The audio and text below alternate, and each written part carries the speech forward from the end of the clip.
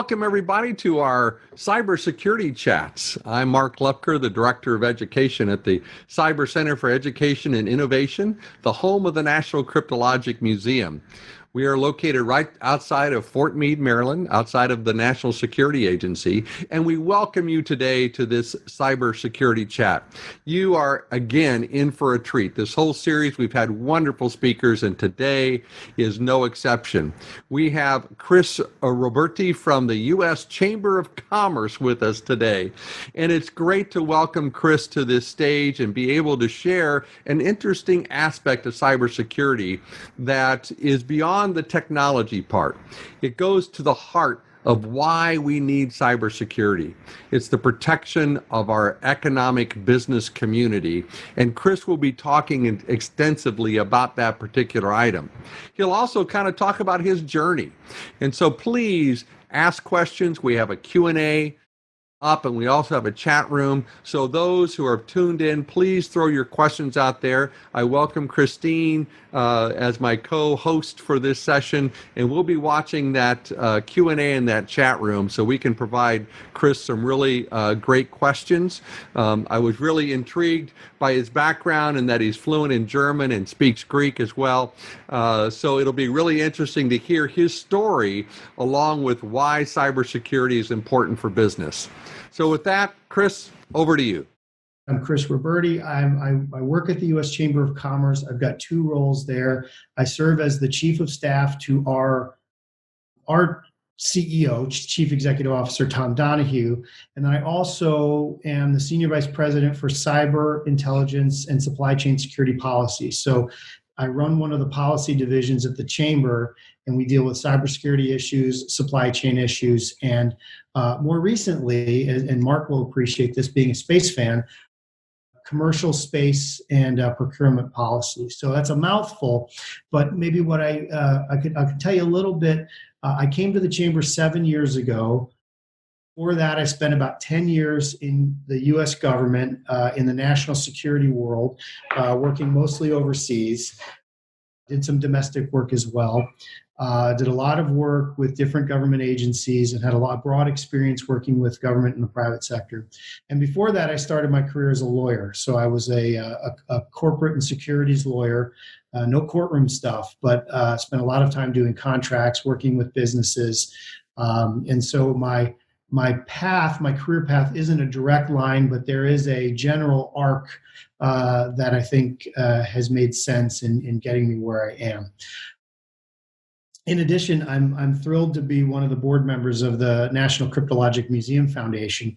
And so this is how I got to know Mark and others, and I'm thrilled to be here today to speak to you.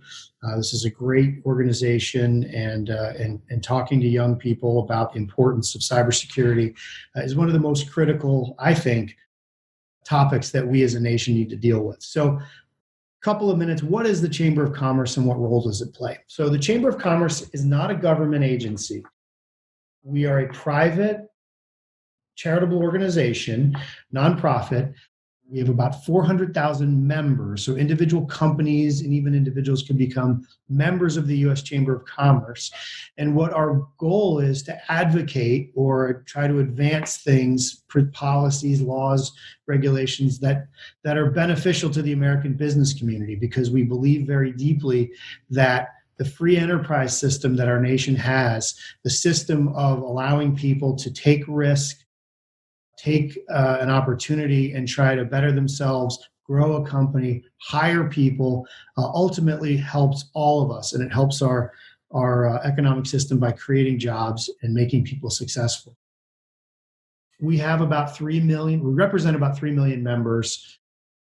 We do a lot of work with state and local chambers of commerce, which would be, like for instance, the Maryland Chamber of Commerce or the Virginia Chamber of Commerce. We work very closely, so on behalf of our members, which are small and large companies, and we work very closely with people in the government. So think about people on Congress, and the Senate, and in the House of Representatives, within the administration, whether that's the White House or different government agencies. And what we like to do is think of ourselves as the connective tissue between the business sector, the business community, and the government. So drilling down a little more focused on cybersecurity, again, we take that role of connective tissue between the government and the private sector very seriously.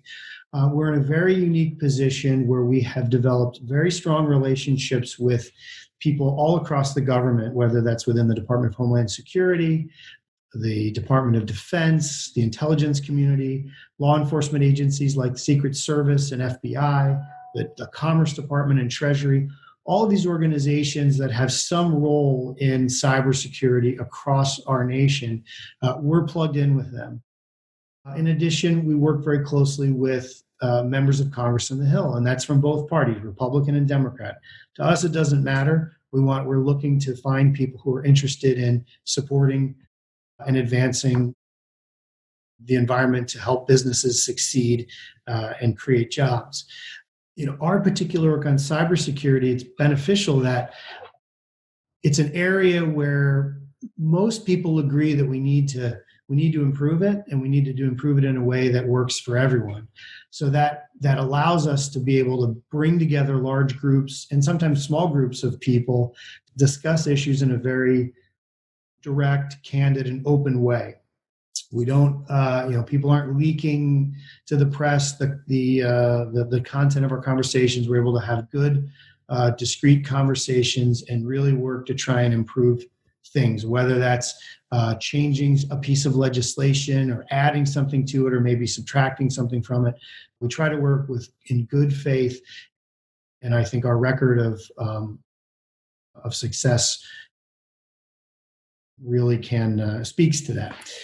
If you think about cybersecurity, the chamber, and I think Mark talked about it in his introduction, we're not hands-on keyboard cyber operators.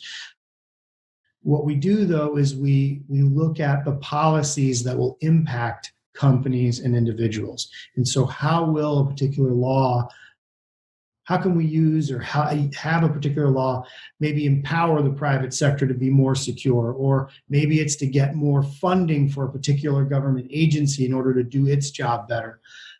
We found that there are a lot of very, very talented, dedicated, and committed people in government that understand the needs of the private sector. And likewise, there's a lot of people on the private sector side who have worked for many years in government. And so I think in our issue area, we've got a lot of really good relationships that we try to use in order to better the security. And the other thing, I think that one of our fundamental principles is economic security is national security. So you can't have a strong national security without a strong economy. And defending those networks that are part of our national security or are part of our economic base is a way to protect that economic security. And so if you think about things like the electricity sector, so without electricity, we've got big problems. Things like the telecommunications system. If the telecommunications system went down when we all had to go and work from home in mid-March when the COVID-19 pandemic really started hitting, I think we would have had a much different outcome. Being able to communicate with people, being able to hold sessions like this online, being able to shift and stay in touch with people or at least share information, that has been a huge thing. And so that's why that has to be secure and stable and reliable. And so the security of that from a cyber perspective is also really important.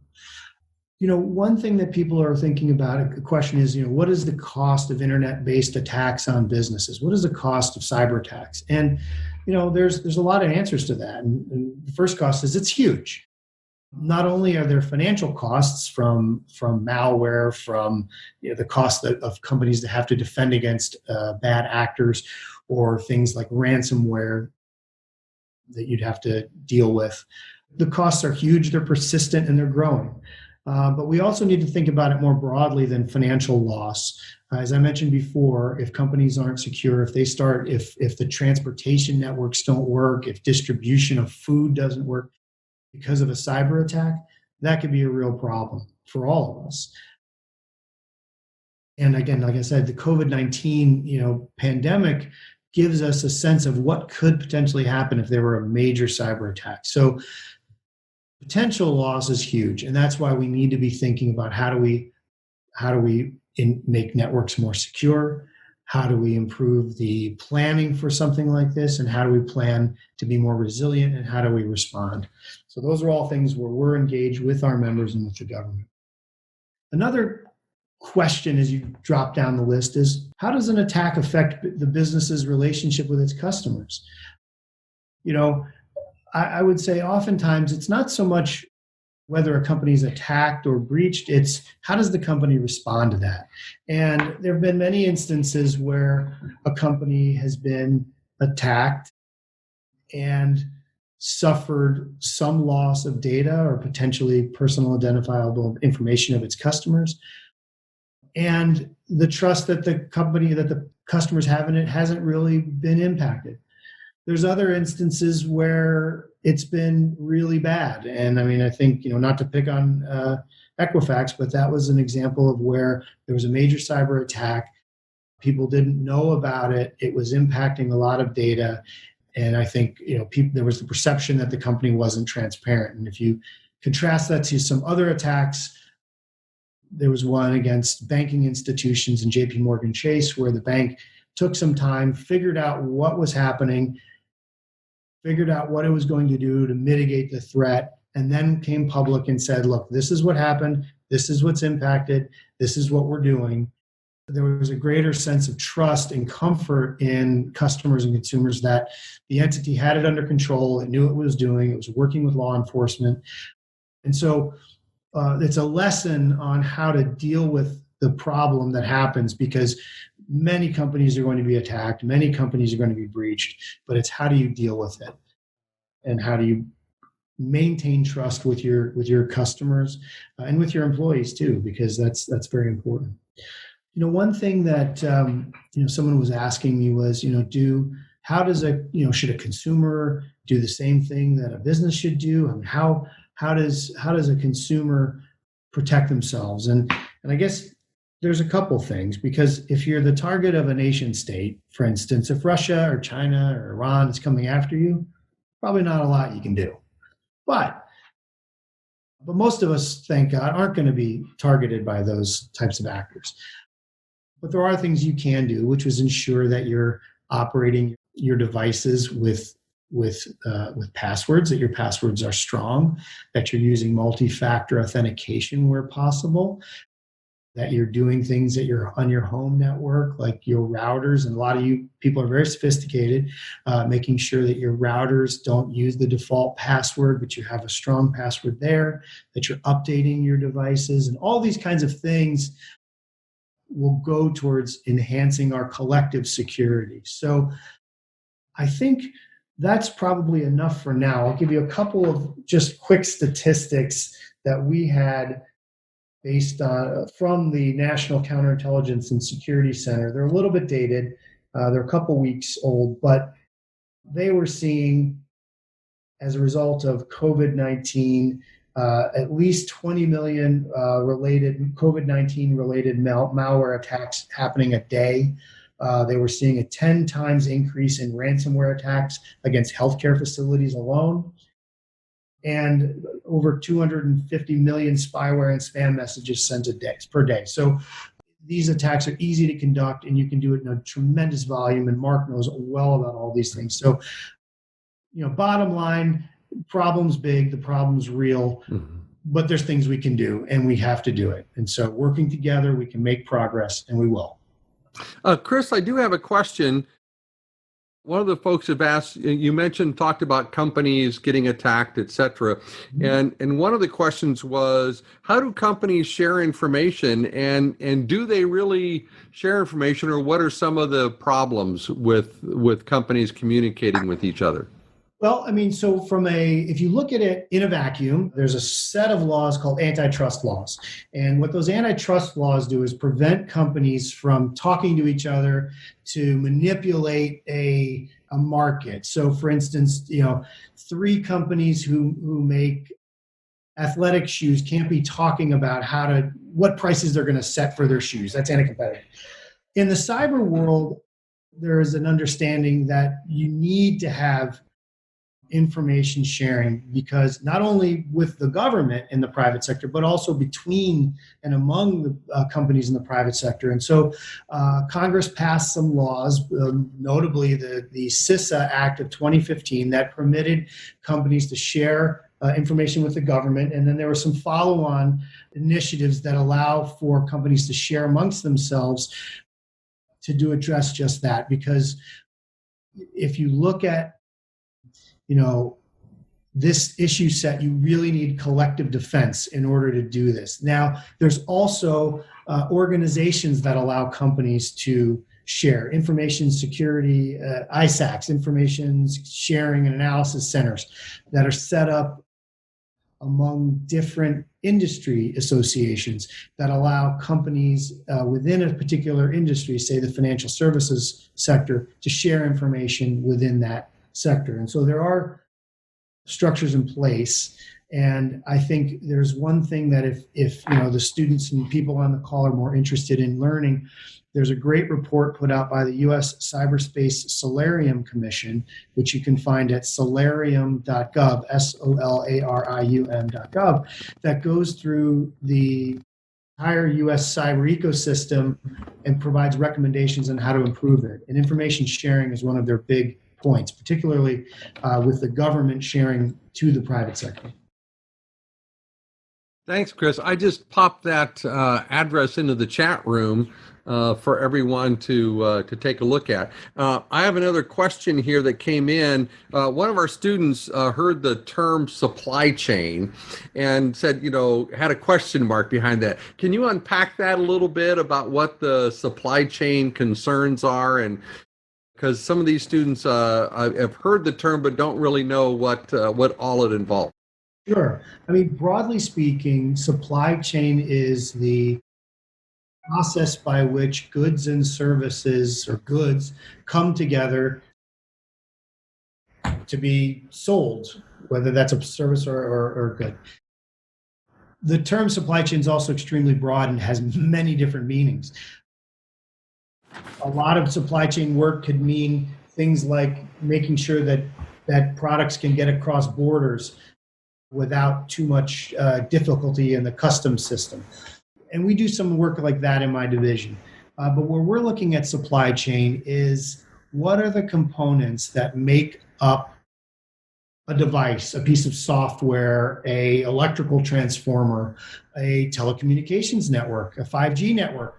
So what are those pieces that go into that, and how are those pieces potentially compromised? How can those pieces, or on the converse side, how can we ensure that those pieces are trusted and secure?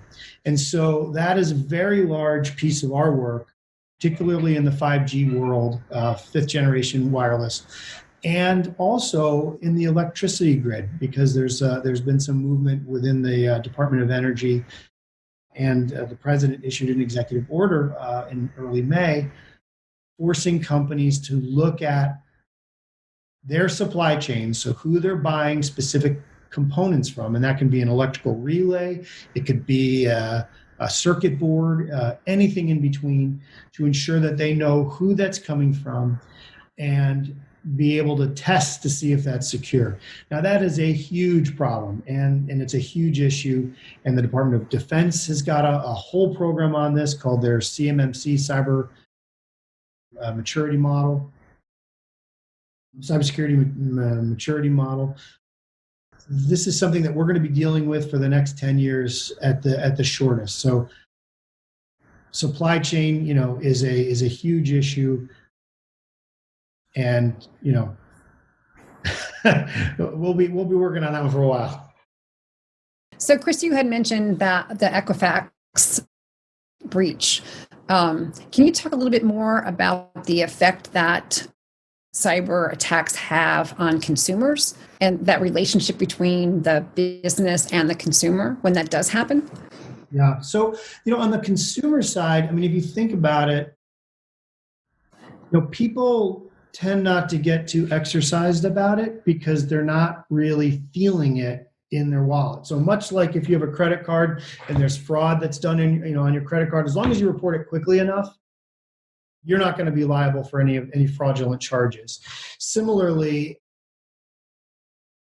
to some extent, when a hotel chain gets breached or a hardware store chain gets breached or your health insurer gets breached, all of your data gets sucked out of it and you don't feel an immediate pain.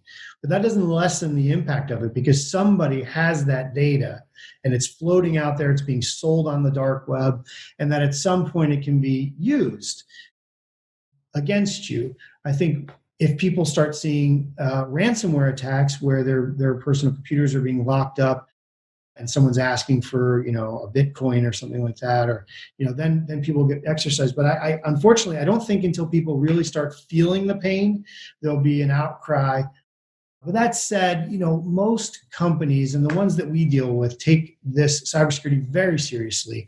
They spend tremendous amounts of money on hiring the best people, on putting in very sophisticated systems to be able to detect when they have an anomaly and quickly isolate that. And I think they've only gotten better at it, and I think they'll continue to be getting better at it. But at the same time, the adversaries are very smart and they're very agile. And so, once you solve a problem, they'll figure out another way to come at you. And so it's a never-ending problem. So we need to have to, in the words of former deputy director of NSA, Chris Inglis, he's very, very wise, but he says, you have to build a defensible network and then defend it. And the other thing that he said is, you need to ensure that the adversary knows that an attack on one of us will warrant a response from all of us. You have to beat all of us if you're going to attack one of us. And so we're ways from that, but that's a goal, and that's where we need to get. So to follow up, there was another question. Sir, do consumers need to think more like a business when you talk about looking at one of us to all of us? Then do consumers need to take the same kind of ways to protect themselves too?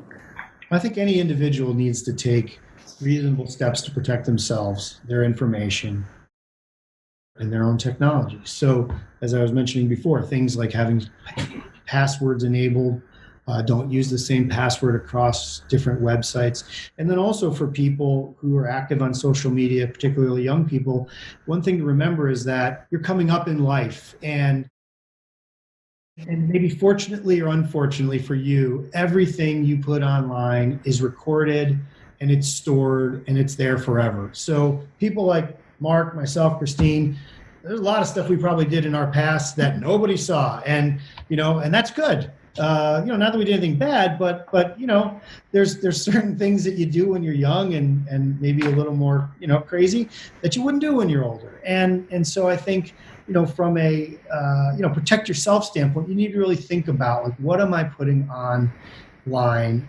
How could this be perceived down the road? How could this be used against me, particularly if you're someone who might have an interest in going into government or the intelligence community?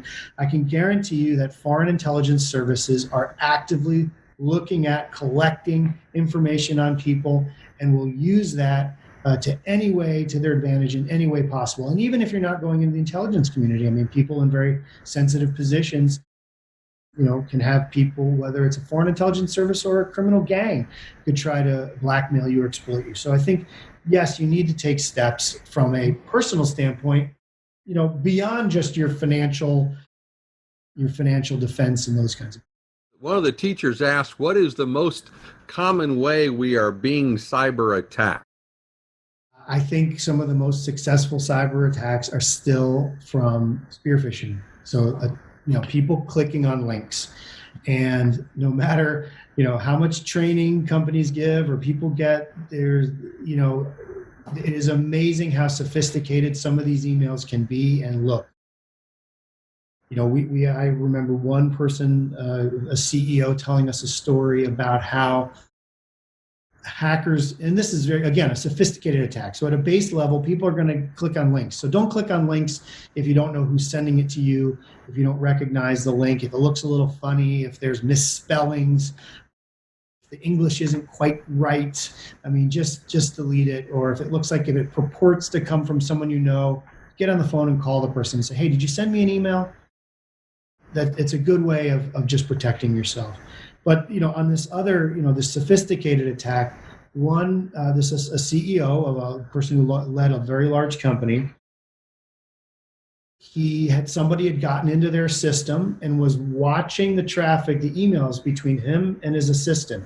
And they were on there for months looking to see how he would write messages, what language he would use, how she would write messages to him, how she communicated with his wife. So they really understood how that whole organization worked.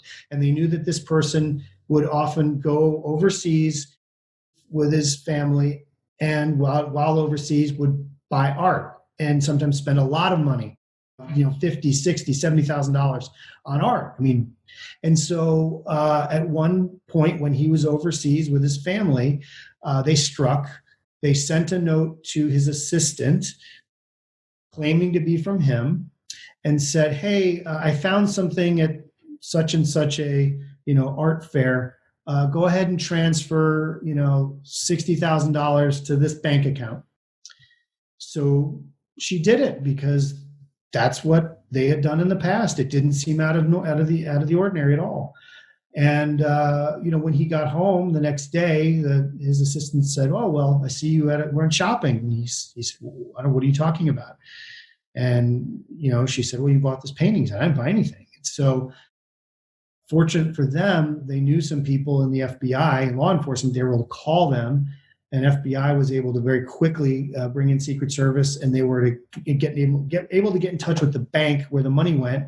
And the criminals were dumb enough that they hadn't, moved the money to another bank account, and they were able to recover it. But this is the kind of thing that happens, and it happens more often than one would think. But again, there's the old adage, why did Willie Sutton rob banks? That's where the money is. So those are, people, if you're a big target, you got a lot of people gunning for you. If you're, a normal person, you're probably not going to get that level of attention, but you will get some spam emails with links. You asked me how to build, what time it was, and I told you how to build a watch. Well, that was a great answer. In fact, one of the things that I share with students many times is that the bad people didn't go away when the internet was created, and all of our dependence on these technologies became such a daily event. I mean, I don't remember the last time I didn't have my smartphone in my hand looking what was next on my calendar. And when I want to go somewhere, I just hit Google Maps and it takes me there. And so, bad people are just using this technology, and it's so easy for them to become anonymous. Right. And very difficult to find. So no, that was great. One of the other thoughts, and I'm going to take a privilege here and ask one of my questions, and hopefully the students and the teachers will think it's a good one too. But in the 5G world, you talk about that and what's happening in 5G, and so from your seat on the U.S. Chamber of Commerce, what are you seeing in the world about what's happening in 5G? And who internationally, or us, or where's the progress on that, and where do you see it from a U.S. business perspective? It's a very good question, and I think what you're seeing is, so the U.S. I think is pretty well positioned. American companies, the major telecommunications companies, are pretty well positioned in deploying their 5G networks, particularly in the large metropolitan areas. The big question with 5G is, are the systems, who are trusted vendors? So who are trusted vendors that you can rely on, that their equipment is going to be secure, that they're not subject to a foreign government requiring that potentially that the companies share data off of the network, things of that nature. And so, but at the same time, you've got very strong companies in China that are building networks and selling networks aggressively at very low rates. So you have this, you have competing things. You have networks that are potentially available soon, but there's question as to the security or provenance of them. On the other hand, you've got other network providers like Nokia, Ericsson, Samsung. That's pretty much it. Nokia, Ericsson, Samsung, that don't have the capacity right now to build out massive networks all around the world. So you have a market share issue. What we're seeing is governments, and we work with other governments around the world, understand the problem. They are working to try and deal with it. And one way to deal with it, because, and you probably know this better than I do, but a lot of these telecommunications networks are very dependent. It's you have to buy the whole system for a particular area.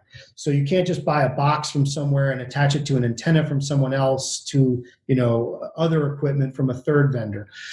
There's a push right now to try and get away from that model and get into a more distributed virtual network where you can buy an antenna from company A and match it with some servers from company B, because right now 5G is really just an internet with a telephony component to it.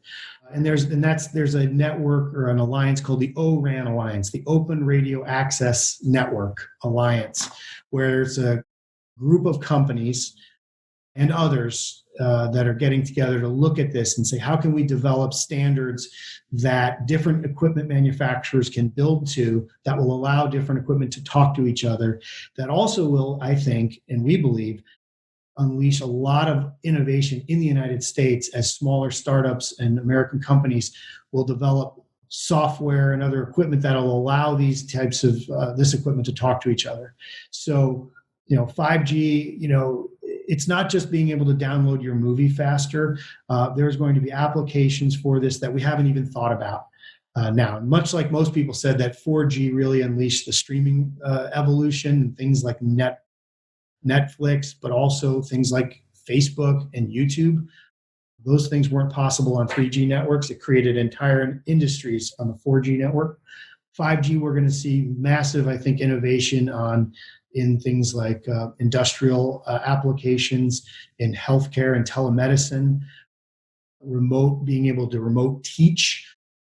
You can have university courses and be able to see things through virtual reality, augmented reality that we could only dream of. So I think it's a tremendous opportunity, but there are risks.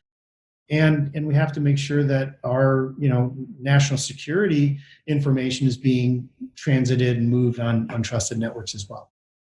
Well, thank you, Chris. That's a great answer. And I think that the 5G, I'm excited about, especially the comment you just made about educational systems and being able to virtual reality be part of that. We're going to be participating in the American School Counselors Association conference that'll be later in this month, and they had to, obviously because of COVID, go to a virtual platform, and I saw that yesterday, and it's very three-dimensional, but I can easily see in a 5G world where I'd put a pair of goggles on and just attend virtually that event. So that sounds really exciting. Looking in the chat room, I don't see any other questions, and Christine, did you see any others? I did not. Thank Cool. you. Well, Chris, I want to thank you very much on behalf of the Cyber Center for Education and Innovation. Thank you for being part of our cybersecurity chat series. And to the students and teachers who logged in today, thank you for your participation in this event. And we look forward to having this chat as part of our virtual library, so that we can watch these great words many different times. So, Chris, thank you very much for participating. And do you have any parting comments? Well, I would just say thank you. It was a pleasure to join you today, and I hope that something I said was helpful to the audience. I would say that if to the students and others that are in attendance, if you're interested in careers in cybersecurity, I would encourage you to pursue them. We just don't have enough people across the spectrum, whether that's in government or in the private sector.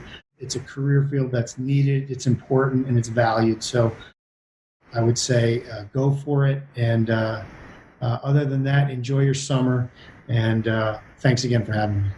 Thanks, Chris. And what a great way to end the talk today, because I agree with you. If you look at cyberseek.org, there are over 500,000 openings we can't fill today. So you're dead square, right on the money. This is a great career field to consider.